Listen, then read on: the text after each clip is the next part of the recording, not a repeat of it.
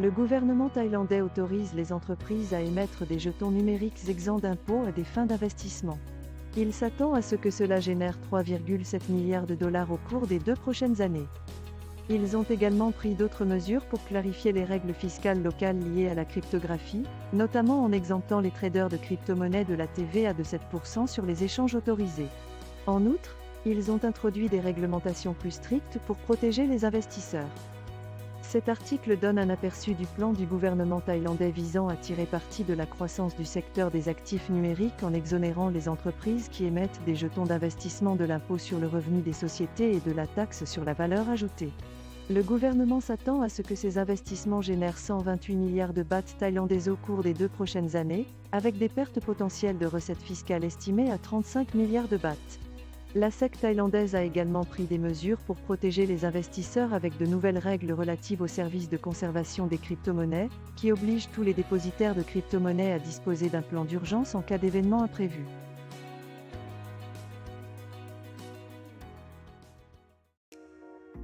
Malgré le rapport du Wall Street Journal selon lequel Tether fait l'objet d'une enquête du DOJ, l'USDT reste le principal stablecoin. Sa capitalisation boursière est de 71,4 milliards de dollars. Le Bitcoin a fait face à un repli d'une heure de 1420 dollars le 3 mars à la suite du krach boursier de 57,7% de Silvergate Bank. Ce krach pourrait avoir de nombreux impacts négatifs sur le secteur de la cryptographie, car la banque interrompt son chemin de paiement d'actifs numériques et emprunte 3,6 milliards de dollars à la FHLB. Cela a amené certaines bourses à suspendre les transferts en dollars américains, et a accru l'incertitude dans le secteur. Les indicateurs des produits dérivés indiquent actuellement une pression limitée liée à la saga de la Silvergate Bank. Les chances sont favorables à la baisse du Bitcoin en raison de la baisse de la demande de stablecoins en Asie et de la prime à terme sur le BTC.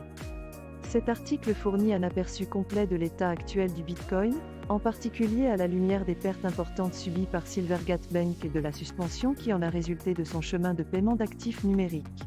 Il examine les implications de cette nouvelle sur les bourses et les fournisseurs de stablecoins, ainsi que l'impact sur les indicateurs des dérivés du Bitcoin. Il donne également un aperçu du sentiment des investisseurs, notant que si le prix du Bitcoin a chuté, les marchés à terme sont restés relativement peu affectés.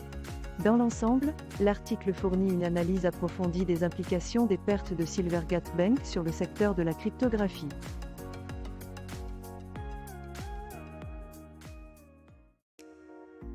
Le cours de l'Ether a chuté de 6% entre le 2 et le 3 mars, suivi d'une négociation à fourchette étroite proche de 1560 dollars. Cependant, il n'y a pas de tendance claire si l'on considère une période plus large. Le prochain hard fork de Shanghai et la politique monétaire de la Réserve fédérale devraient avoir un impact sur le cours de l'Ether. Les marchés des options et des contrats à terme suggèrent que les traders professionnels sont moins enclins à ajouter des positions longues. Cela augmente les chances que 1560 dollars deviennent un niveau de résistance dans les semaines à venir. Dans l'ensemble, cet article fournit un aperçu complet de l'état actuel d'Ether. Cela illustre l'importance du prochain hard fork de Shanghai et la manière dont les actions de la Réserve fédérale américaine pourraient affecter le prix de la crypto-monnaie. En outre, les données sur les options et les contrats à terme suggèrent que les traders professionnels sont moins enclins à ajouter des positions longues, ce qui indique que 1560 dollars pourrait devenir un niveau de résistance dans les semaines à venir.